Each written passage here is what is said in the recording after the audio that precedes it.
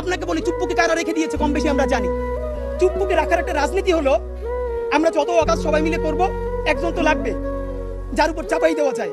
সেই ছেলেটা হইলো ক্লাসের আছে না, টিচার বেশি যখন টাইম ক্লাস নিয়ে ফেলে এরপর তারে কেউ বলে না, একটু বোকাশোকা তারে দিয়ে বলায় যাতে ছাইরে দিলেও ভালো, আর যদি ধমক খায় তাইলে ও খাক। চুপ্পু হলো সেই ক্লাসের ছেলেটা।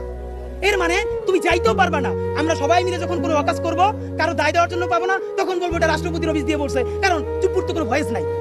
চুপ্পুটাকে এই দেশে চুপ্পু বলতে ফাংশনাল কিছু নাই। চুপ্পুরে যারা রাখছে তাদেরকে আমাদেরকে বের করতে হবে।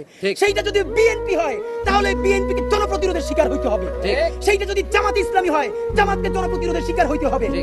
আমাদের এনসিপির ভাইদেরকে জিজ্ঞেস করি, জুলাই জনতাকে নিয়ে তোমরা একটা দল করতে পারো নাই কেন? জবাব দাও। কেন আজকে দুই তিনটা দল হইতেছে?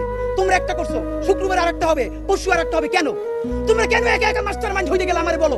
তোমরা কেন বললো না এই আন্দোলনের মাস্টারমাইন্ড 18 কোটি জনগণ? তোমরা কেন বলো না এই আন্দোলনের মাস্টারমাইন্ড সেই শহীদ আনাস, ওয়াসিম, মুগ্ধ, সকলে মাস্টারমাইন্ড, আমরা সবাই জুলাইয়ের খাদেম। নতুন শুরু করছে, কতদিন বলে এই আমার ইমাম, কতক্ষণ বলে ও আমার ইমাম। আমরা জানাই এই জুলাইয়ে বাংলাদেশে কোনো ইমাম নাই। এই জুলাই হইছে উপরে আল্লাহর রহমতে, আর আমরা 18 কোটি জনগণ এই জুলাইয়ের খাদেম। ঠিক।